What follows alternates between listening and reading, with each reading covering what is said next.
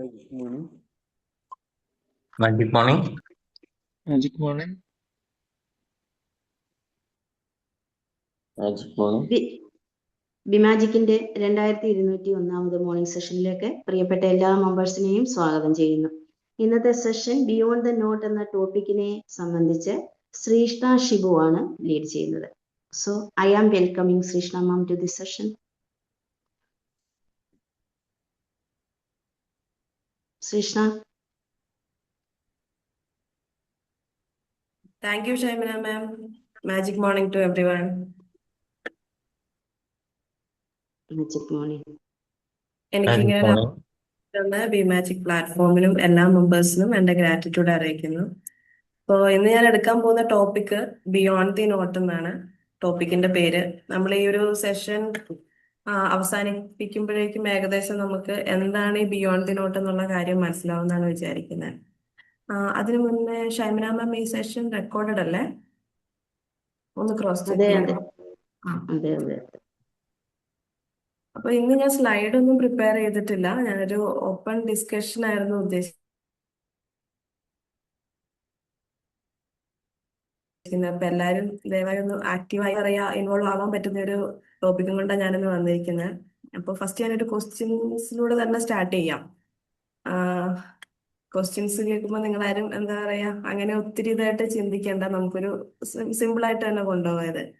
എൻ്റെ ക്വസ്റ്റ്യൻ എന്താന്ന് വെച്ചിട്ടുണ്ടെങ്കിൽ, ഇവിടെ എല്ലാവരും മാരീഡ് ആണല്ലോ അല്ലെ? എനിക്കറിയില്ല മാരീഡ് അല്ലാത്ത ആരെങ്കിലും ഉണ്ടോ, അല്ലെ ലൈഫിൽ ഒരു പാർട്ട്ണറെ ചൂസ് ചെയ്യാത്ത ആരെങ്കിലും ഉണ്ടോ എന്ന് എനിക്കറിയില്ല. എല്ലാവർക്കും ഒരുപോലെ തന്നെ ആപ്ലിക്കബിൾ ആയിട്ടുള്ള ഒരു ക്വസ്റ്റ്യൻ ആണ്. ക്വസ്റ്റ്യൻ എന്താന്ന് വെച്ചിട്ടുണ്ടെങ്കിൽ, നമ്മൾ എന്തിനാണ് കല്യാണം കഴിക്കുന്നത്, അല്ലെ എന്തിനാണ് നമ്മളൊരു ലൈഫ് പാർട്ണറെ നമ്മുടെ ലൈഫിലേക്ക് ചൂസ് ചെയ്യുന്നത്? അപ്പൊ നിങ്ങളുടെ കുറച്ച് ഇൻപുട്സ് ഒന്ന് തരുമോ എന്തിനാന്ന്? എന്റെ കയ്യിലും എനിക്കും ഉണ്ടൊരു എൻ്റെ ഒരു വ്യൂ. അപ്പൊ നിങ്ങളുടെ എല്ലാവരുടെയും കൂടെ വ്യൂ കിട്ടുവാണെങ്കിൽ നമുക്ക് അതനുസരിച്ചിട്ട് മുന്നോട്ട് പോകായിരുന്നു. കുറച്ചു പേരൊന്ന് പറയുമോ? നമുക്കൊരു 2-3 മിനിറ്റ് ഇത് ചർച്ച ചെയ്യാം. മാം, എൻ്റെ കാര്യം ഞാൻ ആദ്യം പറയാം. എൻ്റെ വീട്ടുകാർക്കായിരുന്നു എന്നെ ആരുടെയെങ്കിലും കയ്യിൽ ഏൽപ്പിക്കാൻ ഒരു താല്പര്യമായിരുന്നത്. എന്തെന്ന് അറിയുന്ന മുമ്പേ അവർക്ക് എനിക്കൊരു പാർട്ട്ണറെ ഉണ്ടാക്കി തന്നു. കാരണം അവരുടെ കണ്ണിൽ ഞാൻ സുരക്ഷിതമായിരിക്കണം, എൻ്റെ ജീവിതത്തിൽ ഞാൻ എന്നും സുരക്ഷിതമായി പോകണമെന്നുള്ളതായിരുന്നു. പിന്നെ എന്നെ സംബന്ധിച്ചിടത്തോളം എൻ്റെ ജീവിതത്തിൽ അങ്ങനെ ഒരു വേരുറച്ച എൻ്റെ മക്കൾ, കുടുംബം അതായിരുന്നു പ്രാധാന്യം. Thank you ma'am. Thank U Megha ma'am, thank you so much. വേറെ ആരെങ്കിലും കൂടി ഒന്ന് പറയോ? നിങ്ങളുടെ ഒരു വ്യൂ എന്താണ്? എന്തുകൊണ്ടാണ് നമുക്ക് ലൈഫിൽ ഒരു പാർട്ണർ ആവശ്യം, അല്ലെ എന്തിനായിരുന്നു നിങ്ങൾ കല്യാണം കഴിച്ചത്? നമ്മളൊരു മാനസികമായിട്ടും ശാരീരികമായിട്ടുള്ള ഒരു അടുപ്പം, ബന്ധം ഉണ്ടാക്കിയിട്ട് ജീവിതം സുഖകരമായിട്ട് സന്തോഷപ്രദമായിട്ട് ഒരു ലക്ഷ്യം വെച്ചിട്ട് മുന്നോട്ട് പോകുക എന്നുള്ളതാണ്. അതിൽ പല പല കാര്യങ്ങളും ഉണ്ടാവും. നമ്മളെ സ്വപ്നങ്ങളും യാഥാർത്ഥ്യങ്ങളും ഒക്കെ ആയിട്ട് നമ്മൾ അത് മുന്നോട്ട് വളരെ ഒരു സുഖകരമായ രീതിയിൽ ഒരു ജീവിതം, സമൂഹത്തിൽ ഒരു നല്ല ഒരു ഫാമിലി ആയിട്ട് ഒരു എല്ലാവരോടും സൗഹൃദം സ്ഥാപിച്ചിട്ട് പോണെങ്കിൽ നമുക്കൊരു നല്ലൊരു പാർട്ട്ണർ കൂടെ ഉണ്ടാവണം എന്നുള്ള ഒരു ഇതാണ്. താങ്ക് യു മണി സർ, അതൊരു വണ്ടർഫുൾ ആൻസർ ആയിരുന്നു. വേറെ ആർക്കെങ്കിലും കൂടി പറയാനുണ്ടോ?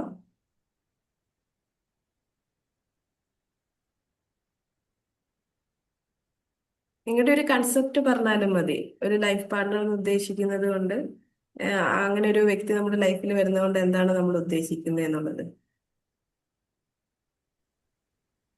നല്ലൊരു കേൾക്കുന്നുണ്ടോ ശ്രീഷ്ണ മാം? കേൾക്കുന്നുണ്ട് ഷൈനി മാം. നല്ലൊരു സുഹൃത്തിനെ പോലെ ഒരാളായിരിക്കണം, നല്ലൊരു കമ്പാനിയൻ ആയിരിക്കണം എന്നൊക്കെ ആഗ്രഹിച്ചിരുന്നു.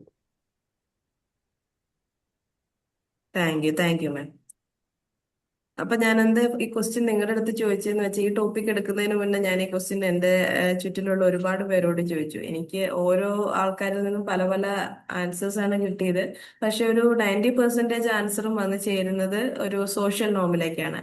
അപ്പൊ അതിലേക്ക് പോകുന്നതിന് മുന്നേ എന്താണ് ഈ ലൈഫ് പാർട്ട്ണർ എന്നതുകൊണ്ട് ഉദ്ദേശിക്കുന്നത് എന്നുള്ളതിന്റെ ഒരു എന്താ പറയാ ഒരു ഇക്വേഷൻ പോലെ എനിക്ക് കിട്ടിയത് എന്താന്ന് വെച്ചാൽ, ജീവിതത്തിലെ സന്തോഷങ്ങളിലും സങ്കടങ്ങളിലും പ്രതിസന്ധികളിലും ഒരേപോലെ കൂടെ നിൽക്കുന്ന, അല്ല ഒരു ലക്ഷ്യത്തോടെ ഒരുമിച്ച് മുന്നേറുന്ന ഒരു വ്യക്തി നമ്മുടെ കൂടെ വരുന്നതിനെയാണ് നമ്മൾ ലൈഫ് പാർട്ട്ണറെ കിട്ടിയെന്ന് പറയുന്നത്. അപ്പോൾ ഇന്നത്തെ ഒരു കാലത്തിലേക്ക് വരുമ്പം അതിന്റെ രീതികൾ കുറച്ചൊന്ന് മാറിയിട്ടുണ്ട്. അപ്പൊ അതൊരു ഈക്വൽ പാർട്ട്ണർഷിപ്പിലേക്ക് മാറിയിട്ടുണ്ട്. അപ്പൊ കഴിഞ്ഞ ഒരു 20-25 കൊല്ലം മുന്നേ ഉണ്ടായിരുന്ന ഒരു സിറ്റുവേഷൻ അല്ല ഇപ്പം. ഇനിയും മുന്നോട്ട് ഇനിയും അത് മാറിക്കൊണ്ടേയിരിക്കും.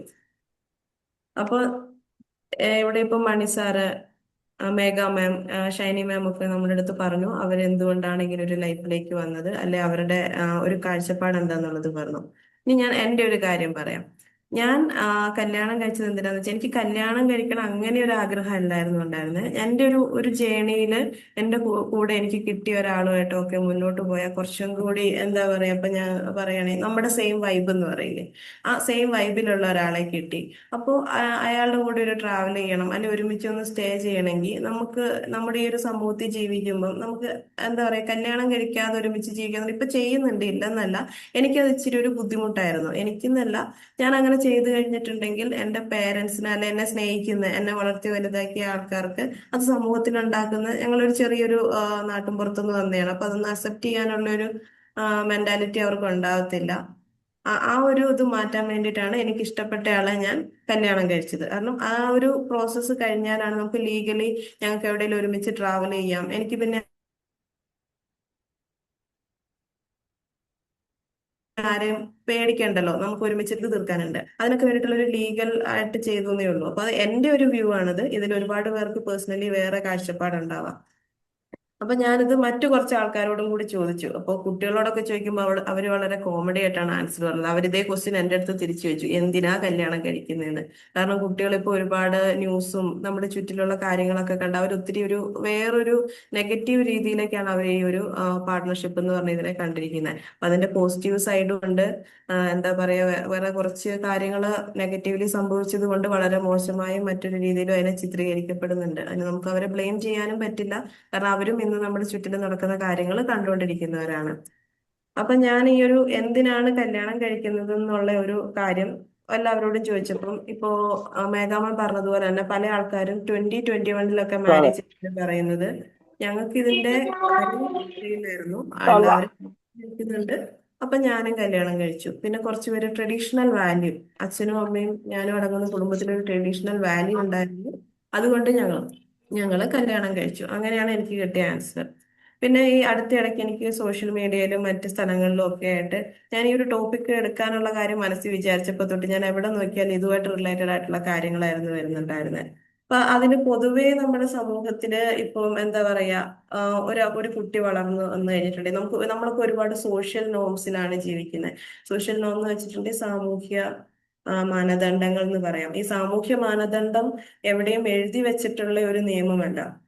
നിയമമുണ്ടോന്ന് ചോദിച്ചാൽ നമ്മുടെ ഇടയിലൊക്കെ അതുണ്ട്, പക്ഷെ അതെവിടെ എഴുതി വെച്ചിട്ടില്ല. നമ്മൾ എല്ലാവരും ഈ സമൂഹത്തിൽ ജീവിക്കുന്ന എല്ലാവരും ഫോളോ ചെയ്യുന്ന കുറച്ച് കാര്യങ്ങളാണ്.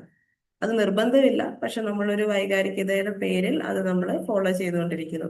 അപ്പൊ ശരിക്കും എപ്പോഴാണ്, എന്തിനാണ് നമ്മൾ ഒരാളെ നമ്മുടെ ലൈഫിലേക്ക് ചേർക്കേണ്ടത്, ഒരു ലൈഫ് പാർട്ണറെ നമ്മൾ എടുക്കേണ്ടത് എന്നുള്ളതിന് എനിക്ക് വായിക്കുമ്പോൾ ഇത് ഭയങ്കര രസകരമായിട്ട് തോന്നും. എനിക്ക് ഒരുപക്ഷെ പലർക്കും പല കാഴ്ചപ്പാടായിരിക്കും ഉണ്ടാവുക.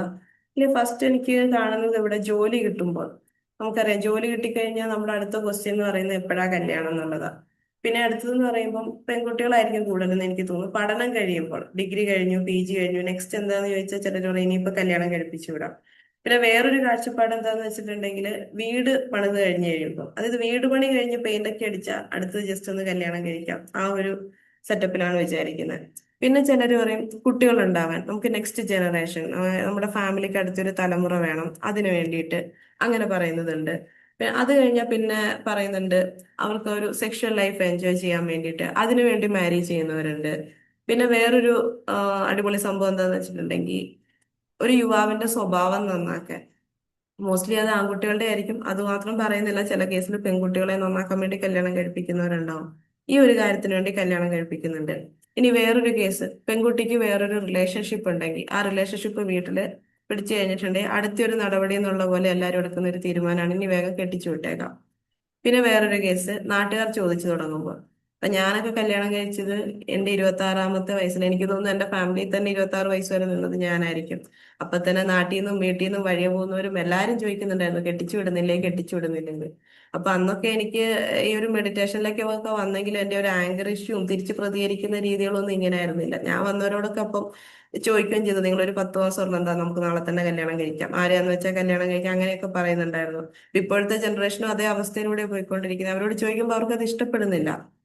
ഇങ്ങനെ ചില ചോദ്യങ്ങൾ എല്ലാവരും അവരുടെ ലൈഫിൽ കേട്ടിട്ടുണ്ടാവും. പിന്നെ ചിലർ കല്യാണം കഴിക്കുന്നതാണ് മാതാപിതാക്കൾക്ക് ഒരു കൂട്ടിന് വേണ്ടിയിട്ട്. അച്ഛനും അമ്മയും വയസ്സായി, ചിലർക്ക് കാണാൻ ഇപ്പോൾ ചിലപ്പോൾ അവർ അബ്രോഡ് ആയിരിക്കും. അപ്പൊ എന്റെ അച്ഛനും അമ്മയ്ക്ക് ഒരു കൂട്ടിന് വേണ്ടിയിട്ട്, അല്ലെ ഞാൻ പുറത്തു പോകുമ്പോൾ എന്റെ അച്ഛനും അമ്മേനെ നോക്കാൻ ഒരാള്. പിന്നെ പെൺകുട്ടികളുടെ അച്ഛന്റെ അമ്മേന്റെ കാര്യമാണ് പറയുന്നത്. അവർക്ക് കടമ തീർക്കാൻ, പിന്നെ അവർക്ക് ലൈഫിൽ ഒരു സമാധാനം കിട്ടാൻ വേണ്ടിയിട്ട് പെൺകുട്ടീനെ കല്യാണം കഴിപ്പിച്ച് വിട്ട് കഴിഞ്ഞാൽ നമുക്ക് സമാധാനം കിട്ടും, അങ്ങനെ വിശ്വസിക്കുന്നവരുണ്ട്. പിന്നെ പറയും എന്തിനാണ് കല്യാണം എന്ന് ചോദിച്ചപ്പം എനിക്ക് എന്റെ പേരൻസിൽ നിന്നാണേലും മറ്റുള്ളവരുടെ നിന്നാണേലും കിട്ടിയ ഒരു ആൻസർ ആണ്, വയസ്സാവുമ്പോൾ ഒറ്റയ്ക്കാവാതിരിക്കാനാണ്. അത് വേറൊരു റീസൺ പറയുന്നുണ്ട്. പിന്നെ ചില ആൾക്കാർക്ക് വീട്ടില് ഭക്ഷണം പാകം ചെയ്യാൻ, ആ വീട്ടിലെ പണികളൊക്കെ ചെയ്യാൻ, ആ വീട്ടിലെ അമ്മയ്ക്ക് വയസ്സായി, അപ്പൊ അടുത്ത ഒരാൾ ആ വീട്ടിലേക്ക് വന്ന് അടുത്ത താക്കോല് ഏറ്റുവാങ്ങണം അതിന് വേണ്ടിയിട്ട്. പിന്നെ പ്രായമായവരുടെ ഒരു വിഷസ് സാധിച്ചു കൊടുക്കാൻ, എന്താ പറയാ, അവരുടെ ഒരു ജീവിതാഭിലാഷം എന്നോ അന്ത്യാഭിലാഷം എന്നൊക്കെ പറയാം. എന്റെ കൊച്ചുമോന്റെ കല്യാണം കൂടി കണ്ടിട്ട് വേണം എനിക്ക് കണ്ണടയ്ക്കാൻ, അങ്ങനെയൊക്കെ പറയുന്നത് നമ്മൾ കേട്ടിട്ടുണ്ടാവൂലേ. അതാണ് അടുത്തത്. പിന്നെ നമ്മുടെ സമൂഹം പറയുന്ന ഒരു പ്രായപരിധി ഉണ്ട്. നമ്മുടെ സമൂഹം എല്ലാത്തിനും ഒരു പ്രായപരിധി നിശ്ചയിച്ചിട്ടുണ്ട് അല്ലേ. 20 വയസ്സില് അല്ല 22 വയസ്സില് നമ്മൾ പഠനം കഴിയണം, ഇത്ര 30 വയസ്സിനുള്ളിൽ കല്യാണം കഴിക്കണം, ഇത്ര വയസ്സിനുള്ളിൽ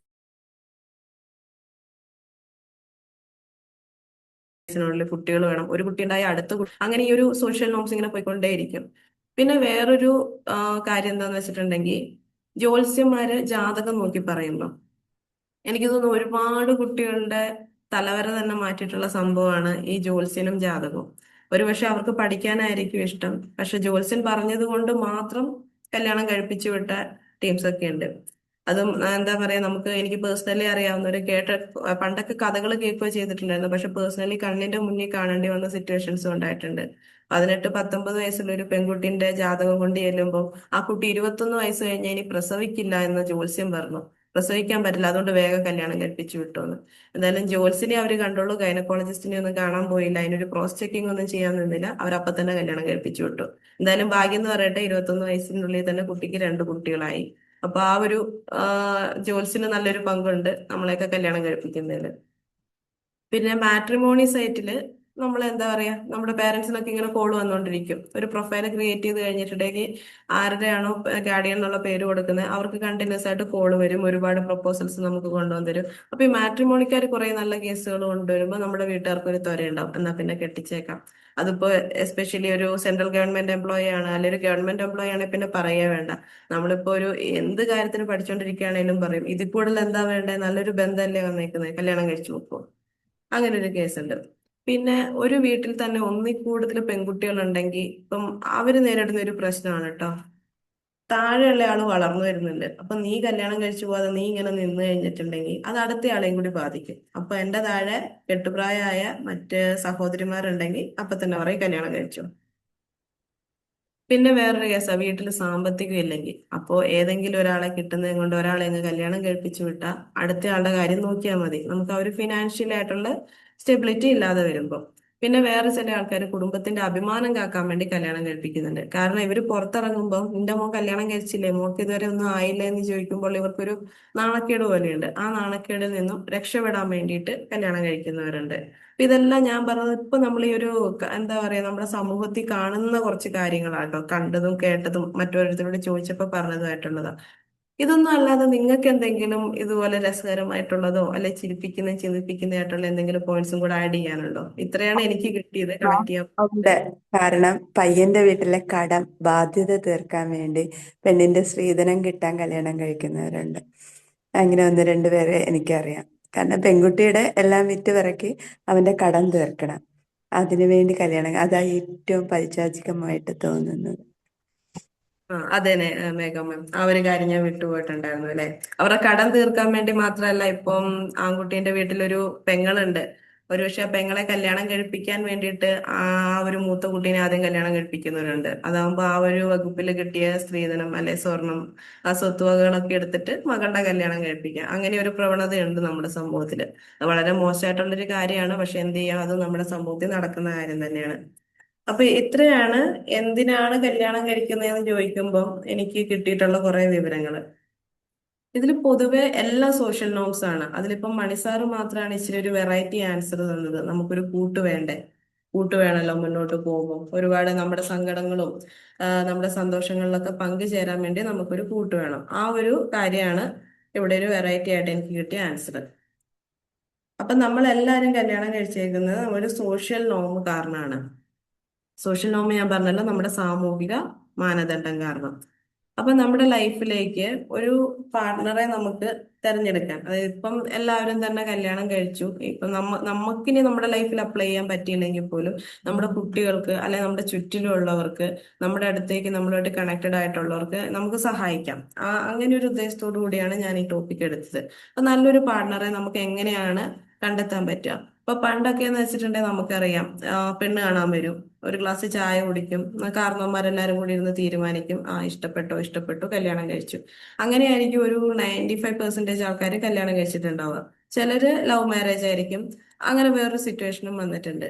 അപ്പൊ എനിക്ക് ഇതിൽ നിന്നും കുറച്ച് തോന്നിയൊരു കാര്യം എന്താന്ന് വെച്ചിട്ടുണ്ടെങ്കിൽ, നമ്മളൊരു പാർട്ട്ണറെ തിരഞ്ഞെടുക്കുമ്പോൾ അവരുടെ നിറം, ജാതി അല്ലെങ്കിൽ സാമ്പത്തികം അത് മാത്രം നോക്കാതെ കുടുംബ മഹിമ അങ്ങനത്തെയുള്ള കാര്യം അതും വേണ്ടെന്നല്ല, നമ്മുടെ ട്രഡീഷണൽ വാല്യൂവിന് നിങ്ങളുടെ ഫാമിലിയിൽ നിന്ന് അത് പറയുന്നുണ്ട്, നിങ്ങളും അത് വിശ്വസിക്കുന്നുണ്ടെങ്കിൽ അതിനകത്തേക്ക് പോവാം. അപ്പൊ അത് മാത്രമല്ലാതെ ഞാൻ കുറച്ച് പോയിന്റ്സ് പറയാം. ഒന്നെന്നുള്ളത്, നമ്മുടെ പാർട്ട്ണർ എന്ന് പറയുന്നത് നമുക്കൊരു എന്താ പറയുക, ഇമോഷണൽ കമ്പാനിയൻ ആയിരിക്കണം. അപ്പൊ നമ്മൾ ഇന്നത്തെ കാലത്ത് നിങ്ങൾ കേട്ടിട്ടുണ്ടാവും ഡേറ്റിംഗ് ആപ്പ്. ഒരുപാട് കുട്ടികൾ ഇപ്പം സംസാരിച്ച്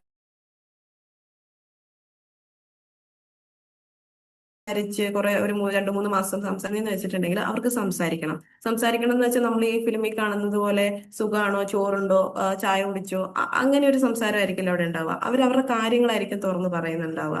അപ്പൊ എല്ലാ കാര്യങ്ങളും തുറന്നു പറയാം. അതിൽ മെയിനായിട്ടും ഞാനിപ്പം ഉദ്ദേശിക്കുന്നത് എന്താന്ന് വെച്ചാൽ നമ്മുടെ ഒരു കാഴ്ചപ്പാട്. ഇപ്പൊ പറയുകയാണെങ്കിൽ എന്താണ് ഇപ്പൊ എന്റെ ലൈഫിൽ എന്താണ് എന്റെ ലക്ഷ്യം, മുന്നോട്ട് പോകുമ്പോൾ എനിക്ക് എന്തായി തീരണം എന്നാണ്. പിന്നെ ഞാൻ ഈ കുടുംബം എന്ന് പറഞ്ഞ കൺസെപ്റ്റിലാണോ ഞാൻ ജീവിക്കുന്നത്? ഇപ്പൊ ഒരു പാർട്ണർ നമ്മുടെ ലൈഫിലേക്ക് വരുന്ന നമ്മുടെ ഒരു ട്രഡീഷണൽ വാല്യൂലും നമ്മുടെ ഒരു സമൂഹത്തിന്റെ ഒരു ചിന്താഗതിയിൽ എന്തിനാന്ന് വെച്ചാൽ ഒരു കുടുംബം കെട്ടിപ്പടുക്കാൻ. കല്യാണം കഴിച്ചു, 2 വർഷത്തിനുള്ളിൽ ഒരു കുട്ടി, പിന്നെ ഒരു 3 വർഷത്തിനുള്ളിൽ അടുത്തൊരു കുട്ടി, പിന്നെ നമ്മളൊരു വീട് വെക്കുന്നു, ലോൺ എടുത്തിട്ട് എങ്ങനെയും ഒരു വീട് വെക്കുന്നു, പിന്നെ ഒരു കാറും വാങ്ങുന്നു.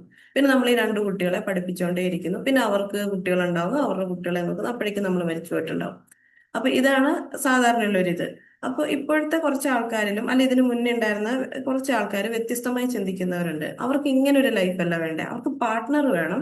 പക്ഷെ അവർ ലൈഫിൽ ഒരുമിച്ച് ചെയ്യാൻ ഉദ്ദേശിക്കുന്നത് മറ്റു ചില കാര്യങ്ങളായിരിക്കും. ചിലപ്പോൾ യാത്ര ചെയ്യാനായിരിക്കാം, ചിലപ്പോൾ എന്താ പറയുക ഒരുമിച്ച് ഒരു ബിസിനസ് ആയിരിക്കാം.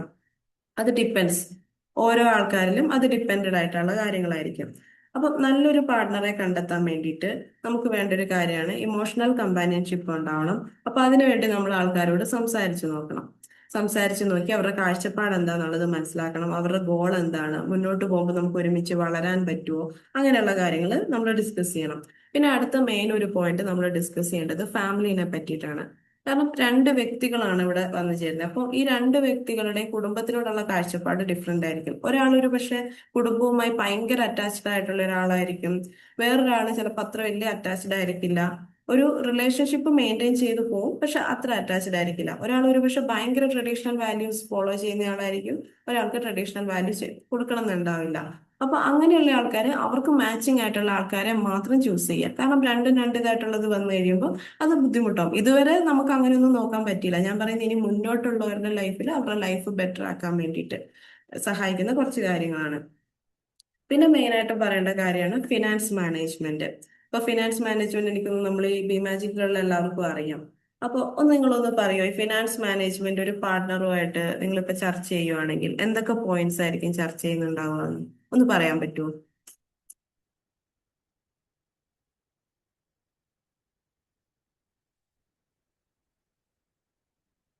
ആരെങ്കിലും ഒന്ന് പറയുകയാണെങ്കിൽ നന്നായിരുന്നു. നിങ്ങൾ ഒരാളെ ഇപ്പൊ കണ്ടുമുട്ടാണോ, ഒന്ന് ജസ്റ്റ് അസ്യൂം ചെയ്യൂ. നിങ്ങളിപ്പോ ഒരാളെ കണ്ടുമുട്ടാണ്, നിങ്ങളുടെ പാർട്ണർ ആക്കണോ വേണ്ടയോ എന്നുള്ളൊരു കോൺവെർസേഷനില്ല. അപ്പൊ ഫിനാൻസ് എന്നുള്ളൊരു ടോപ്പിക് വരുമ്പോൾ നിങ്ങൾ നിങ്ങളുടെ കാഴ്ചപ്പാടും അവരുടെ കാഴ്ചപ്പാടിലും ഒക്കെ എന്തൊക്കെയായിരിക്കും സംസാരിക്കുന്നുണ്ടാവുക? വരവും ചെലവും ഒരുപോലെ ചെലവാക്കാൻ കഴിയണം. എന്ത് വന്നാലും നമുക്ക് അങ്ങോട്ടും ഇങ്ങോട്ടും സപ്പോർട്ട് ചെയ്ത് ആ, അത് ഈക്വലായിട്ട് കൊണ്ടുപോകണം, വരവും ചെലവും. Thank you Megha ma'am, thank you for the response. അപ്പൊ ഇത് തന്നെയാണ് ഞാൻ ഉദ്ദേശിച്ചത്. കാരണം ഫിനാൻസ് എന്ന് പറയുമ്പോൾ പലർക്കും പല കാഴ്ചപ്പാടായിരിക്കും ഉണ്ടാവുക. നമുക്കൊക്കെ ബഷീർ സാറിന്റെ ക്ലാസ് ഒക്കെ കിട്ടി നമ്മൾ നല്ല അടിപൊളിയായിട്ടാണ് ഇപ്പൊ പോയിക്കൊണ്ടിരിക്കുന്നത്. അപ്പോൾ ബിമാജിക്കിന് പുറത്തേക്ക് നോക്കി ഒരു പക്ഷെ മറ്റുള്ളവരുടെ ലൈഫ് അങ്ങനെ ആയിരിക്കില്ല. അന്നേരം ഞാനൊക്കെ കല്യാണം കഴിക്കുന്നതിന് മുന്നേ ഞാൻ പറഞ്ഞു എന്റെ ഒരു രീതി ഇങ്ങനെയാണ്, എന്റെ അക്കൗണ്ട്സ് ഞാനായിരിക്കും മെയിൻറ്റെയിൻ ചെയ്യുക, നിങ്ങളുടെ അക്കൗണ്ട്സ് നിങ്ങൾ മെയിൻറ്റെയിൻ ചെയ്തോളാം, ഇന്ന കാര്യങ്ങളുണ്ട്. പിന്നെ വളരെ ഇമ്പോർട്ടന്റ് ആയ കാര്യം കേട്ടോ, നമുക്ക് കടവും ബാധ്യതയൊക്കെ ഉണ്ടെങ്കിൽ അത് നേരത്തെ പറയണം. ഇത്ര ലക്ഷം രൂപന്റെ ബാധ്യതയുണ്ട്, ഇങ്ങനെയൊക്കെയാണ് ഞാനിത് അടച്ചു തീർക്കാൻ ഉദ്ദേശിക്കുന്നത്, അത് പറയണം. അതുപോലെ തന്നെ കല്യാണം കഴിഞ്ഞു കഴിഞ്ഞാല് റെന്റിനാണോ താമസിക്കുന്നത്, എങ്ങനെയാണ്, വേറെ വീട് എടുക്കുന്നുണ്ടോ, അങ്ങനെ വീട് എടുക്കുന്നുണ്ടെങ്കിൽ തന്നെ അത് ഇപ്പം ഇനി അങ്ങോട്ടുള്ളവര് അതൊരു 50-50 ഇടാൻ പറ്റുവാണെങ്കിൽ അതായിരിക്കും ഏറ്റവും നല്ലത്. ഇപ്പൊ ഇതുവരെയുള്ള തലമുറ എന്ന് വെച്ചാൽ അതിൽ പലരും ഹൗസ് വൈഫ് ആയിട്ടുള്ളവരുണ്ട്, എന്താ പറയാ ഹസ്ബൻഡിന്റെ അത്രയും സാലറി ഇല്ലാത്തവരുണ്ട്. അവരൊന്നും വിഷമിക്കേണ്ട ആവശ്യമില്ല. ഇപ്പൊ നിങ്ങളുടെ ഹസ്ബൻഡിന് 50,000 രൂപയാണ് സാലറി, നിങ്ങൾക്ക് 20,000 രൂപ സാലറി അല്ലെങ്കിൽ നിങ്ങൾക്ക് അവിടെ ഒരു 50-50 പറ്റത്തില്ല. പക്ഷെ മറ്റൊരു കാര്യം നമുക്ക് ചെയ്യാൻ പറ്റും. ഹസ്ബൻഡ് റെന്റ് പേ ചെയ്യട്ടെ, അല്ലെ ലോണിന്റെ എമൗണ്ട് പേ ചെയ്യട്ടെ, നിങ്ങൾക്ക് വീട്ടിലെ കാര്യം നോക്കാം. അങ്ങനെ ഒരു എന്താ പറയുക ഈക്വാലിറ്റി എന്ന് നമ്മളിപ്പോ കേട്ടില്ല, അതുപോലത്തെ ഒരു രീതിയിലേക്ക് അതിനെ കൊണ്ടുവരാൻ പറ്റും. പിന്നെ എമൗണ്ട് സ്പെൻഡ് ചെയ്യുന്നത്, ഇപ്പം എന്താ പറയുക ഒരു ട്രാവലിന് പോകുമ്പോൾ അതിനെങ്ങനെയാണ് നിങ്ങൾ എമൗണ്ട് കൂട്ടി വെക്കുക, RD ഡിപ്പോസിറ്റ് ആണോ, അല്ലെങ്കിൽ ഒരു മുന്നിലേക്ക് ഒരു ലക്ഷ്യം വെച്ച് നമ്മൾ ഫിനാൻസ് മാനേജ്മെന്റ് ക്ലാസ്സിൽ കേട്ടിട്ടുണ്ടല്ലേ, SIP, മ്യൂച്വൽ ഫണ്ട്, അതിലൊക്കെ എങ്ങനെ നിക്ഷേപിക്കണം, അതിൽ ഇൻട്രസ്റ്റ് ആയിട്ടുള്ള ആളാണോ, അവരുടെ ഒരു ഹാബിറ്റ് എങ്ങനെയാണ്, ഈ ഒരു എന്താ പറയുക പൈസ സ്വരുക്കൂട്ടി വെക്കുന്നതിൽ അവരുടെ സ്പെൻഡിങ് എന്താ പറയാ ഒരു ക്യാരക്ടർ എങ്ങനെയാണ്. ചിലരുണ്ടാവും നന്നായി സ്പെൻഡ് ചെയ്യും, മുന്നോട്ടേക്ക് ചിന്തിക്കില്ല. ചിലരുണ്ടാവും അവര് അന്നത്തെ കാര്യം നോക്കും, ഫ്യൂച്ചറിന്റെ കാര്യം വിചാരിച്ചിട്ട് ഒരു സ്പെൻഡിങ് കുറയ്ക്കുന്ന ആൾക്കാരുണ്ട്. അപ്പൊ അതൊക്കെ ഇവിടെ നമ്മൾ ശ്രദ്ധിക്കണം. എന്താ പറയാ സംസാരിക്കുന്നതിനിടയിൽ ഇങ്ങനത്തെ കുറച്ച് കാര്യങ്ങളും കൂടി നമുക്ക് സംസാരിക്കാം, അത് ഇമ്പോർട്ടന്റ് ആണ്. പിന്നെ അടുത്തതെന്ന് പറയുന്നത് കിഡ്സ് ആൻഡ് പാരന്റിങ്. അതായത് കുട്ടികളെ എങ്ങനെ വളർത്തണം, അവരെ എങ്ങനെ വളർത്തണം, അവർക്ക് എങ്ങനെ ഒരു പാരന്റിങ് ആണ് കൊടുക്കാൻ ഉദ്ദേശിക്കുന്നത്, അവർക്ക് എന്തൊക്കെ ഫെസിലിറ്റീസ് ആണ് നമ്മൾ കൊടുക്കാൻ ഉദ്ദേശിക്കുന്നത്, ആ കാര്യങ്ങൾ ചർച്ച ചെയ്യാം. അതിപ്പോ പറയാൻ കാര്യം എന്താന്ന് വെച്ചാൽ ഇന്ന് നമുക്ക് കുട്ടികൾ വേണ്ട, ചൈൽഡ് ഫ്രീ കപ്പിൾസും നമ്മുടെ സമൂഹത്തിലുണ്ട്. അതിന് പറയുന്ന ഡ്യുവൽ ഇൻകം നോ കിഡ്സ് എന്നാണ്. നമ്മൾ സോഷ്യൽ മീഡിയയിലൊക്കെ അങ്ങനെ ഒരു പേജ് കാണുന്നുണ്ട്, ഡിങ്ക് കപ്പിൾ എന്ന് പറയും. അപ്പൊ അങ്ങനെ ഒരു ടൈപ്പ് ആൾക്കാരും നമ്മുടെ സമൂഹത്തിൽ നമ്മളോടൊപ്പം ഉണ്ട്. അപ്പൊ അങ്ങനെയുള്ള ഒരാളാകുമ്പോൾ അവരുടെ ഓപ്പോസിറ്റ് നിൽക്കുന്ന അവർ തിരഞ്ഞെടുക്കുന്ന പാർട്ട്ണറും ഒരു ചൈൽഡ് ഫ്രീ ആഗ്രഹിക്കുന്ന ഒരാളാണെങ്കിൽ അത് കുറച്ചുകൂടി നന്നായിരിക്കും. കാരണം രണ്ടും രണ്ട് രീതിയിലുള്ള മാച്ചിങ് ആയി പോകുമ്പോൾ അതൊരു ശരിയാവില്ല. ഇതിപ്പോ ശരിക്കും ഒരു ജാതകം നോക്കുന്ന പോലെ തന്നെയാണ്. പണ്ടുള്ളവര് മറ്റേ ചൊവ്വ ചന്ദ്രൻ അതൊക്കെ നോക്കും, നമ്മളിപ്പോ ഇങ്ങനെ വേറെ കുറച്ച് പോയിന്റ്സ് കൂടെ പറയുന്നു, അത്ര ഡിഫറൻസേ ഉള്ളൂ. അപ്പൊ ഇതൊക്കെ മാച്ചിങ് ആവുകയാണെങ്കിൽ കുറച്ചുകൂടി ഒരു സൂപ്പർ ആയിരിക്കും, അടിപൊളിയായിരിക്കും, അത്രേ ഉദ്ദേശിക്കുന്നത്. പിന്നെ അടുത്തതെന്ന് പറയുന്നത് politics.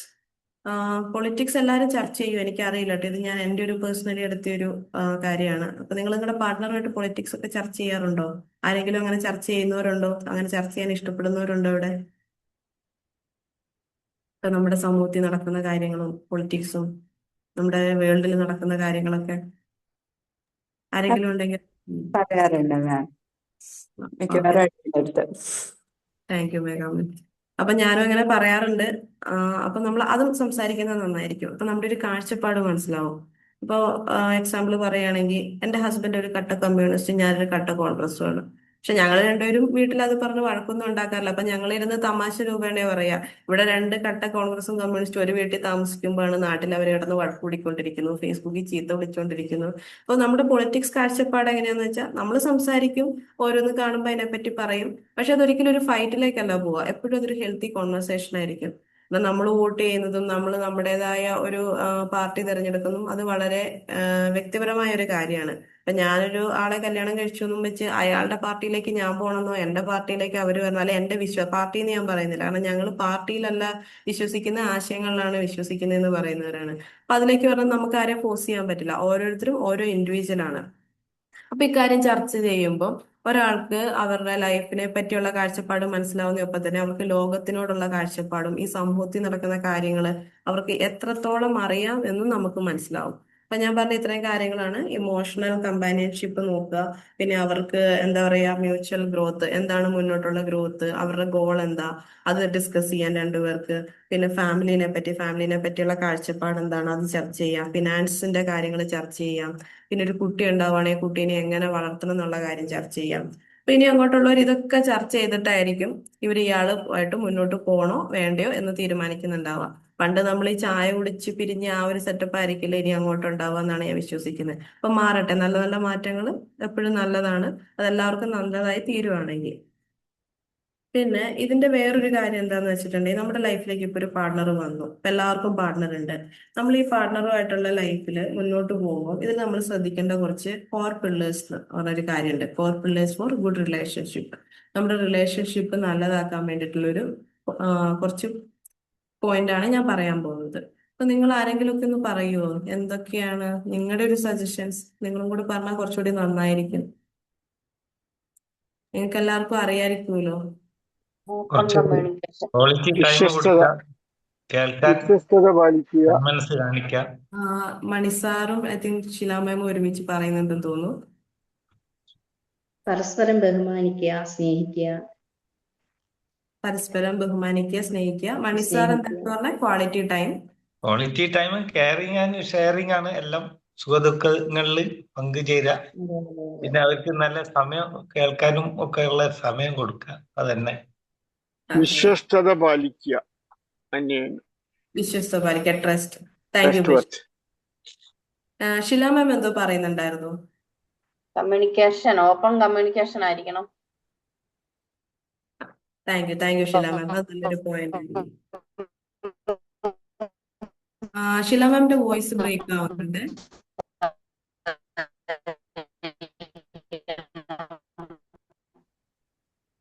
Sorry ma'am, voice break ആയിട്ടായിരുന്നു കേൾക്കുന്നത്. മാം അല്ലെങ്കിൽ ചാറ്റ് ചെയ്താലും മതി, മെസ്സേജ് ഇട്ടാലും മതി. അവരുടെ കുറവുകളെ കൂടെ നമ്മൾ മനസ്സിലാക്കുക.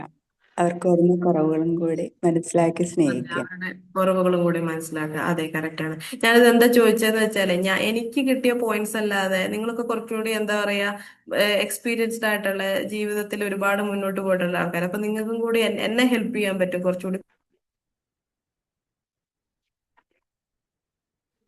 പോയിന്റ്സ് ഇങ്ങോട്ട് പറഞ്ഞത്. അതാട്ടോ ഞാൻ ഇടയ്ക്ക് ചോദിക്കുന്നത്. ഇതിൽ ഓപ്പൺ കമ്മ്യൂണിക്കേഷനേ ഉള്ളൂ. ബാക്കി മുഴുവൻ ഇപ്പൊ നിങ്ങൾ ഓരോരുത്തരും എനിക്ക് തന്നിട്ടുള്ളത്. ഇപ്പൊ ബഷീർ സാറ് ട്രസ്റ്റിന്റെ കാര്യം പറഞ്ഞു, ഓപ്പൺ കമ്മ്യൂണിക്കേഷൻ പറഞ്ഞിട്ടുണ്ട്. പിന്നെ എന്താ പറയാ, നമ്മുടെ എന്താ ഒരു അവരുടെ കുറവുകളിലും നമ്മൾ മനസ്സിലാക്കി ജീവിക്കുക. അതിപ്പോ എങ്ങനെയാ പറയാന്ന് വെച്ചാല് 100% പെർഫെക്റ്റ് ആയിട്ടുള്ള ഒരാള് ഈ ഭൂമിയിൽ ഉണ്ടാവും എനിക്കറിയത്തില്ല. അപ്പൊ എന്തെങ്കിലുമൊക്കെ ഒരു ചെറിയ അങ്ങോട്ടും ഇങ്ങോട്ടും ഒരു മിസ്മാച്ച് ഒക്കെ ഉണ്ടാവും എന്ന് വിചാരിക്കുന്നു. അങ്ങനെ ഉണ്ടെങ്കിലും ആ കുറവുകളെ നമുക്ക് അക്സെപ്റ്റ് ചെയ്യാൻ പറ്റണം. അവരെയും കൂടി അക്സെപ്റ്റ് ചെയ്തിട്ട് നമുക്ക് മുന്നോട്ട് പോകണം. ഇപ്പൊ എന്റെ കൂടെ വന്ന ആൾക്ക് വേറൊരു കുറവ് ഇങ്ങനെ ഒരു ഇതുണ്ടെങ്കിൽ ആ കുറവ് ഞാൻ ബാലൻസ് ചെയ്ത് കൊണ്ടുപോവാണെങ്കിൽ അത് കുറച്ചും കൂടി ബെറ്റർ ആയിട്ട് അടിപൊളിയായിട്ട് മുന്നോട്ട് പോകും. അപ്പൊ ഞാനിവിടെ ഉദ്ദേശിച്ച ഒരു 4 പില്ലേഴ്സ് ഓഫ് ഗുഡ് റിലേഷൻഷിപ്പ് എന്താണെന്ന് വെച്ചാൽ, ഫസ്റ്റ് തിങ് വന്നിട്ട് മ്യൂച്വൽ റെസ്പെക്ട്. നിങ്ങൾ പറഞ്ഞ കാര്യം തന്നെയാണ്. രണ്ടുപേരും തമ്മിലൊരു റെസ്പെക്ട് ഉണ്ടാവണം. അത് വ്യക്തി ജീവിതത്തില്, പ്രൊഫഷണലിലായിരിക്കും, കരിയറില്, നമ്മുടെ സമൂഹത്തിന്റെ മുന്നിൽ കൊടുക്കുന്ന ഒരു റെസ്പെക്ട്. അത് രണ്ട് വ്യക്തികൾ ഒരു കാര്യം കൂടെ ഉണ്ട്. രണ്ടുപേരും തമ്മിലൊരു റെസ്പെക്ട് ഉണ്ടാവണം. അതൊന്നാമത്തെ കാര്യം. പിന്നെ ഓപ്പൺ കമ്മ്യൂണിക്കേഷൻ. ഇത് നമുക്ക് സിമ്പിൾ ആയിട്ട് തോന്നുമെങ്കിലും ഭയങ്കര ഇമ്പോർട്ടന്റ് ആയിട്ടുള്ള ഒരു പോയിന്റ് ആയിട്ട് എനിക്ക് തോന്നിയിട്ടുണ്ട്. ഇത് ലൈഫ് പാർട്ട്ണറിൽ മാത്രമല്ല, നമ്മൾ നിൽക്കുന്ന ചുറ്റുപാടിലും, നമ്മുടെ കുടുംബത്തിലും, സമൂഹത്തിലും എല്ലായിടത്തും നമ്മളൊരു ഗ്രൂപ്പിന്റെ ഭാഗമാകുമ്പോൾ ഒരു ഓപ്പൺ കമ്മ്യൂണിക്കേഷൻ നിലനിർത്തുക എന്ന് പറയുന്നത് വളരെ നല്ലൊരു ക്വാളിറ്റിയാണ്. അതിലൂടെ നമുക്ക് ഒരു പക്ഷേ ഒരു 90% പ്രശ്നങ്ങൾ ഉണ്ടാകുന്ന കമ്മ്യൂണിക്കേഷൻ ഇല്ലാത്തത് കൊണ്ടായിരിക്കും. അപ്പൊ ഈ ഓപ്പൺ കമ്മ്യൂണിക്കേഷൻ, തുറന്നു പറച്ചിലുകള് ഒരുപാട് കാര്യങ്ങളിൽ നമുക്ക് ചേഞ്ചസ് കൊണ്ടുവരാൻ പറ്റും. ഒരുപാട് പ്രശ്നങ്ങളെ നമുക്ക് എന്താ പറയാ അലിയിപ്പിച്ച് കളയാൻ പറ്റും എന്ന് തന്നെ പറയാം. പിന്നെ അടുത്തെന്ന് പറഞ്ഞാൽ ഇമോഷണൽ സപ്പോർട്ടാണ്. ഇപ്പൊ ഞാൻ ആദ്യം പറഞ്ഞ പോയിന്റ് പോലെ തന്നെ ഒരാളുടെ സുഖത്തിലും ദുഃഖത്തിലും സന്തോഷത്തിലും ഒക്കെ ഒരുമിച്ച് കൂടെ നിൽക്കുന്നതിനെയാണ് ഇമോഷണൽ സപ്പോർട്ട് എന്ന് പറയുന്നത്. ഈ ഒരു പോയിന്റ് പറയുമ്പം നമ്മൾ കേട്ടിട്ടുള്ളത് നമ്മുടെ ദുഃഖത്തിലും കൂടെ നിൽക്കുന്ന ഒരാളെ വേണം, അങ്ങനെയാണല്ലേ? അങ്ങനെയല്ല കേട്ടോ. നമ്മുടെ സന്തോഷത്തിലും നമ്മളൊരു കാര്യം അച്ചീവ് ചെയ്യുമ്പോഴും നമ്മുടെ പാർട്ണർ നമ്മുടെ കൂടെ ഉണ്ടെങ്കിൽ അതൊരു ഭയങ്കര ഒരു അടിപൊളി വൈബായിരിക്കും. കാരണം അവര് എന്താ പറയാ, നമുക്കൊരു വിഷമം വരുമ്പോൾ നമ്മളെ ആശ്വസിപ്പിക്കുന്നത് മാത്രമല്ല, അതും ചെയ്യണം, അതും ഇമ്പോർട്ടന്റ് ആണ്. അതുപോലെ തന്നെ നമ്മുടെ സുഖത്തിലും നമ്മളൊരു കാര്യം അച്ചീവ് ചെയ്തു, നമ്മുടെ ലൈഫിൽ ഒരു നല്ലൊരു അച്ചീവ്മെന്റ് ഉണ്ടാകുമ്പോൾ അവരും കൂടെ നമ്മൾ ഒപ്പം ഉണ്ടെങ്കിൽ, നമ്മുടെ ആ ഒരു സന്തോഷത്തിൽ പങ്കുചേരുന്നുണ്ടെങ്കിൽ അതും ഇമ്പോർട്ടന്റ് ആണ്. അപ്പൊ നമ്മൾ ആരും ഇങ്ങനെ വിചാരിക്കരുത്, അവർക്കൊരു വിഷമം വരുമ്പോൾ മാത്രം ഞാൻ കൂടെ മതിയെന്ന്. വിഷമം വരുമ്പോൾ മാത്രമല്ല, നമ്മുടെ സന്തോഷത്തിലും കൂടെ വേണം. പിന്നെ പറയുന്നത് കോംപ്രമൈസ് ആൻഡ് അഡ്ജസ്റ്റ്മെന്റ് ആണ്. ഈ ഒരു ടോപ്പിക്ക് ചിലപ്പോൾ ഒരു മിസ്ലീഡ് ചെയ്യാനുള്ള സാധ്യതയുണ്ട്. കാരണം ജീവിതം എന്ന് പറയുന്നത് അഡ്ജസ്റ്റ്മെന്റ് അല്ല. പക്ഷെ ഞാൻ പറഞ്ഞതുപോലെ തന്നെ നമ്മുടെ കൂടെയുള്ള ആൾ 100% നമുക്ക് മാച്ച് ആവണമെന്നില്ല. 80%ഓ 60% ഒക്കെ ആയിരിക്കും. അപ്പൊ നമ്മളൊക്കെ എന്ന് വെച്ചാൽ ലൈഫിൽ ഓൾറെഡി പാർട്ട്നേഴ്സിനെ കിട്ടി, അതിൽ ഗ്രാറ്റിറ്റ്യൂഡ് ഉള്ളവരാണ്, അവരുടെ ഗുഡ് ക്വാളിറ്റീസ് മാത്രം നോക്കി നമ്മൾ ജീവിക്കുന്നവരാണ്. അപ്പൊ അതിന്റെ ഇടയിലാണെങ്കിൽ പോലും ഒരു കോംപ്രമൈസ് ആൻഡ് അഡ്ജസ്റ്റ്മെന്റ് അത് എപ്പോഴാണ് വരുന്നതെന്ന് വെച്ചിട്ടുണ്ടെങ്കിൽ, ഒരാൾ ഫോഴ്സ് ചെയ്തിട്ടായിരിക്കരുത് നമ്മൾ കോംപ്രമൈസും അഡ്ജസ്റ്റും ചെയ്യുന്നത്. നമുക്ക് അവരോടുള്ള സ്നേഹം കാരണം, അവർ നമ്മുടെ കൂടെ വേണം, അങ്ങനെ ഒരു സ്നേഹം കാരണം നമ്മൾ ചെയ്യുന്ന ഒരു വിട്ടുവീഴ്ച. അത് ഒരാളോട് മാത്രമല്ല, രണ്ടുപേരും ഇതിൽ ചെയ്യുന്നുണ്ടാവണം. ഒരാൾ ഒരാളുടെ നിർബന്ധ ബുദ്ധിയോടുകൂടി ചെയ്യുന്ന ഒരു കാര്യമായിരിക്കരുത്. പിന്നെ അടുത്തൊരു കാര്യം എന്ന് പറയുന്നത്, ഇങ്ങനെ ഒരു കാര്യം ചെയ്തത് കൊണ്ട് നിങ്ങൾ ഒരിക്കലും നിങ്ങളുടെ ഒരു സ്വാതന്ത്ര്യം നഷ്ടപ്പെട്ടതുപോലെയോ അല്ലെങ്കിൽ നിങ്ങൾക്ക് എന്താ പറയുക മാനസികമായിട്ട് ഒരു സന്തോഷം നഷ്ടപ്പെടുന്ന ഒരു അവസ്ഥയിലേക്ക് നിങ്ങൾ പോകരുത്. അതാണ് മെയിൻ മാം, ആയിട്ടുള്ള. എനിക്കിവിടെ ഒരു കാര്യം പറയാനുണ്ട്. അപ്പോ ഇത്രയേ ഉള്ളൂ ഹലോ ഇന്നത്തെ ഒരു topic ഞാൻ ഹലോ ഉദ്ദേശിക്കുന്നത്.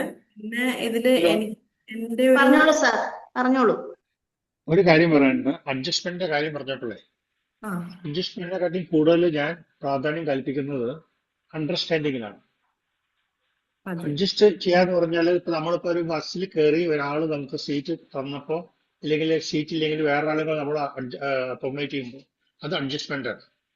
പക്ഷെ അണ്ടർസ്റ്റാൻഡിങ് എന്നൊരു കാര്യമാണ്. അത് പരസ്പരം മനസ്സിലാക്കാനുള്ളത്. എന്റെ ഹസ്ബൻഡിന് ചായ ഇഷ്ടമല്ല എങ്കിൽ ഞാൻ ചായ കുടിക്കില്ല എന്ന് പറയുമ്പോൾ അഡ്ജസ്റ്റ്മെന്റ്. പക്ഷെ ഞാൻ അത് അണ്ടർസ്റ്റാൻഡ് ചെയ്യുന്ന സമയത്ത് ഞാൻ അത് മനസ്സിലാക്കുകയാണെങ്കിൽ എനിക്ക് കാപ്പി കുടിക്കാം, അവർക്ക് ആ ചായയും കൊടുക്കാം. പക്ഷെ അത് അറിയണം. പരസ്പരം മനസ്സിലാക്കാനുള്ള ഒരു കഴിവാണ്, അണ്ടർസ്റ്റാൻഡിങ് ആണ്. അതിലാണ് കൂടുതൽ ഞാൻ പ്രാധാന്യം കൽപ്പിക്കുന്നത്. അഡ്ജസ്റ്റ്മെന്റ് ഈസ് ജസ്റ്റ് നമുക്ക് എല്ലാവരായിട്ട് അഡ്ജസ്റ്റ് ചെയ്ത് പോകും. പക്ഷെ അത് മനസ്സുകൊണ്ടല്ല, അഡ്ജസ്റ്റ് ചെയ്യണമെന്നേ ഉള്ളൂ. നമ്മൾ മനസ്സുകൊണ്ടല്ല അത് ചെയ്യണത്.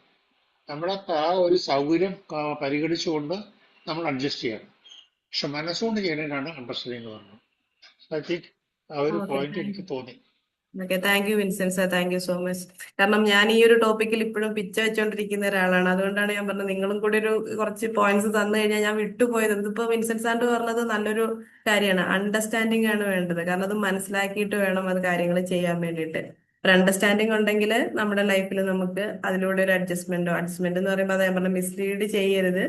നമുക്ക് അണ്ടർസ്റ്റാൻഡിങ്ങിലൂടെ തന്നെ കാര്യങ്ങൾ മുന്നോട്ട് കൊണ്ടുപോകാം. വിൻസെന്റ് സാർ പറഞ്ഞ പോലെ തന്നെ. Thank you Vincent sir, thank you so much.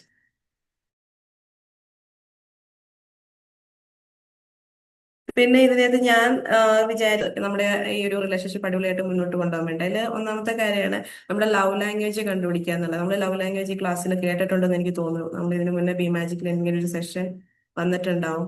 Find your love language. നമ്മുടെ അല്ല, നമ്മുടെ പാർട്ട്ണറിന്റെ ലവ് ലാംഗ്വേജ്. കാരണം പാർട്ട്നേഴ്സിന് പലർക്കും പല രീതിയിലായിരിക്കും അവരുടെ ലവ് ലാംഗ്വേജ് ഉണ്ടാവുക. ചിലർക്ക് കെയറിങ് ആയിരിക്കും ഇഷ്ടം, ചിലർക്ക് ചിലപ്പോൾ സർപ്രൈസ് ഗിഫ്റ്റ് ഒക്കെ കിട്ടുന്നതായിരിക്കും ഇഷ്ടം, ചിലർക്ക് ക്വാളിറ്റി ടൈം പാർട്ട്ണറുമായിട്ട് സ്പെൻഡ് ചെയ്യുന്നതായിരിക്കും ഇഷ്ടം. അങ്ങനെ പല കാര്യങ്ങളുണ്ട്.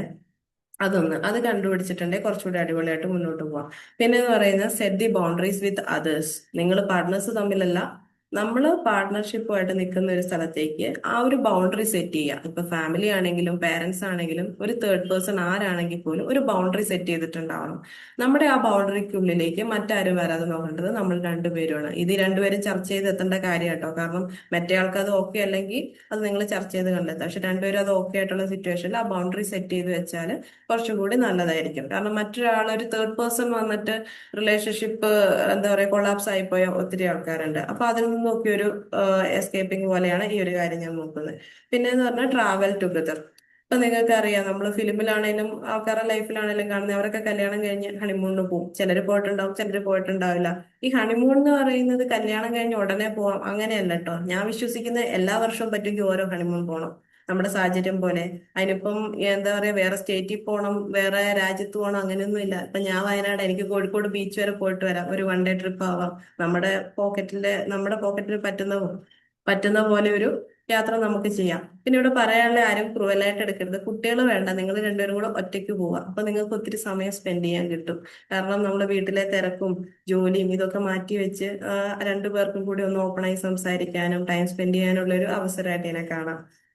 പിന്നെ ഉള്ളത് ഇക്വാലിറ്റിനെ പറ്റി ഞാൻ പറഞ്ഞു. നമ്മൾ ഫിനാൻസ് മാനേജ്മെന്റ് ഒക്കെ പറഞ്ഞു. ഫിനാൻസിൽ മാത്രമല്ല, ഒരു ഫാമിലിയായി അല്ലെങ്കിൽ ഒരു കുടുംബമായി ജീവിക്കുമ്പോൾ അവിടെ വരുന്ന എല്ലാ റെസ്പോൺസിബിലിറ്റീസും. ഇപ്പോ ഒരു എക്സാമ്പിൾ പറയുകയാണെങ്കിൽ ആൾക്കാർ പറയുന്നുണ്ട് പുരുഷന്മാര് ഇനി മുതൽ അടുക്കളയിൽ കയറണം, സ്ത്രീകൾക്ക് മാത്രമുള്ളതല്ല അടുക്കള. അതിനെ ഞാൻ ഇക്വാലിറ്റി എന്ന് വിശ്വസിക്കുന്നില്ല. അത് വേറെ ആൾക്കാർക്ക് വേറെ അഭിപ്രായം ഉണ്ടാവും. കാരണം ഞാൻ വിശ്വസിക്കുന്ന ഇക്വാലിറ്റി പുരുഷൻ അടുക്കളയിൽ കയറുന്നത് മാത്രമല്ല, ആ വീട്ടിലെ സ്ത്രീ പുരുഷന്റെ ഒപ്പം നിന്ന് വീട്ടു ചെലവും കൂടി വഹിക്കുന്ന കാര്യമാണ്. അതായത് പുരുഷൻ അടുക്കളയിൽ കയറുമ്പോൾ ഞങ്ങളൊന്നും ചെയ്യുന്നില്ല, അതൊരിക്കലും ഇക്വാലിറ്റി ആവില്ല. എല്ലാ കാര്യത്തിലും അവരുടെ ഒപ്പം നിന്നിട്ട് 50-50 അല്ലെങ്കിൽ പോലും അവർക്ക് വേണ്ടി കുറച്ച് കാര്യങ്ങൾ ചെയ്തു കൊടുക്കാൻ പറ്റുന്നതിനെയാണ് ഇക്വാലിറ്റി എന്ന് ഞാൻ വിശ്വസിക്കുന്നത്. അപ്പൊ ഇത്രയും പോയിന്റ്സ് ആണ്. ഈ ട്രാവൽ എന്ന് പറയുന്നത് നമുക്ക് നമ്മുടെ പാർട്ട്ണറെ ചൂസ് ചെയ്യുന്ന സമയത്ത് ചെയ്യാവുന്ന ഒരു കാര്യം കേട്ടോ. കാരണം ഒരുപാട് പേര് പറഞ്ഞു കേട്ടിട്ടുണ്ട്, ഒരാളുടെ കൂടെ ട്രാവൽ ചെയ്താൽ മതി അയാളെ നമുക്ക് മനസ്സിലാക്കാനുണ്ട്. ഇപ്പൊ സമയം 6:30 ആയി, കുറച്ച് ലേറ്റ് ആയിപ്പോയി, സോറി. അപ്പൊ ഇത്രയാണ് ഞാൻ ഇന്ന് ഈ ടോപ്പിക്കിൽ കവർ ചെയ്യാൻ ഉദ്ദേശിച്ചത്. അപ്പൊ ഈ ബിയോണ്ട് ദി നോട്ട് എന്ന് പറയുന്നത് ഇപ്പൊ നിങ്ങൾക്ക് മനസ്സിലായി കാണുമെന്ന് വിചാരിക്കുന്നു. നോട്ട് എന്ന് പറയുന്നത് നമ്മൾ ഈ താലി കെട്ടുന്നത് ഇപ്പം നമ്മുടെ എല്ലാ മതത്തിലും ഉണ്ടല്ലോ. അപ്പൊ അതിലും അപ്പുറം കുറച്ച് കാര്യങ്ങളാണ് ഇന്ന് നമ്മൾ ചർച്ച ചെയ്തത്. അതാണ് ഈ beyond the note. Thank you so much. Thank you feedback session ആണ്, പറഞ്ഞോളൂ. ഫീഡ്ബാക്ക് പറഞ്ഞോളൂ. Magic morning magic morning Basheer sir. ഈസ ഉഷാറായിട്ടുണ്ട് കേട്ടോ. അടിപൊളി, സമയം പോയത് അറിഞ്ഞില്ല. ക്ലാസ് അത്രയും നല്ല ഇൻട്രസ്റ്റിംഗ് ക്ലാസ് ആയി. Thank you sir, thank you so much. നന്നായിട്ടുണ്ട്. നല്ല സ്റ്റഡി ചെയ്തിട്ടാ പറഞ്ഞത്. Thank you. പിന്നെ നമ്മളൊക്കെ ഓരോ വ്യക്തികളും ഓരോ ടൈപ്പാണ്. അപ്പൊ നമ്മളെ പാർട്ണർ ഏത് ടൈപ്പാണ് നമ്മൾ ചിലവർ ഓഡിയോ ആയിരിക്കും, ചിലവർ വിഷ്വൽ ആയിരിക്കും, ചിലവർ കെനസ്റ്റിക് ആയിരിക്കും. ഇപ്പൊ കെനസ്റ്റിക്കാരനോട് നമ്മള് വലിയ പ്രൈസ് കൊടുത്തിട്ട് ഫലമില്ല. കാരണം അയാൾക്ക് ആ കെനസ്റ്റിക്കാരനെ ഒന്ന് കെട്ടിപ്പിടിച്ചാൽ അയാൾക്ക് അതായിരിക്കും ഏറ്റവും വലിയ സന്തോഷം. അതേമാതിരി നമ്മള് വിഷ്വൽ ചെയ്യുന്ന ആൾക്ക് എന്തെങ്കിലും പ്രസന്റ് കൊടുത്താൽ അയാൾക്ക് അതായിരിക്കും. അപ്പൊ നമ്മളെ പാർട്ട്ണർ ഏത് ടൈപ്പാന്നുള്ളത് നമ്മൾ മനസ്സിലാക്കിയിട്ട് അതിനനുസരിച്ച് പോവുകയാണെങ്കിൽ കാര്യങ്ങൾ ഭംഗിയായി പോകും. അത് കുറച്ചു കാലം കൊണ്ട് നമുക്ക് മനസ്സിലാക്കി എടുക്കാനും പറ്റും. നമ്മളെ ഇതെന്താ ചെയ്യേണ്ടത്. ഒരു കറി വെച്ച് കഴിഞ്ഞിട്ടാണെങ്കിൽ അതിനെ പറ്റിയിട്ട് നല്ലത് പറഞ്ഞു കഴിഞ്ഞാൽ അതിന്റെ റെസ്പോൺസ് എന്താ മനസ്സിലാക്കുക. അപ്പൊ മനസ്സിലാക്കാൻ നമുക്ക് നമ്മളെ പാർട്ട്ണർ ഓഡിയോ ആണ്. അപ്പൊ അതിനനുസരിച്ച് ഈ ഓഡിയോക്കാരന് നമ്മൾ കൊണ്ടുപോയിട്ട് വല്ല പ്രസന്റ് കൊണ്ടുപോയി കൊടുത്താൽ ആ മൂലക്കലിടും. അതേ സമയത്ത് വിഷ്വലൈസ് ഉള്ള ആളാണെങ്കിൽ അത് അയാൾക്ക് അത് ഇമ്പ്രസീവ് ആയിരിക്കും. അത് മനസ്സിലാക്കി പെരുമാറിയാൽ അത്യാവശ്യമൊക്കെ തല്ലുമുടി ഇല്ലാതെ പോകാം വണ്ടി. പിന്നെ ലൈഫല്ലേ, ഇങ്ങനെ പ്ലസ് മൈനസ് ഉണ്ടായാലേ ലൈഫിനൊരു ഇതുണ്ടാവും. എരിവും പുളിയും വേണം. Okay, thank you. Thank you Basheer sir, thank you so much.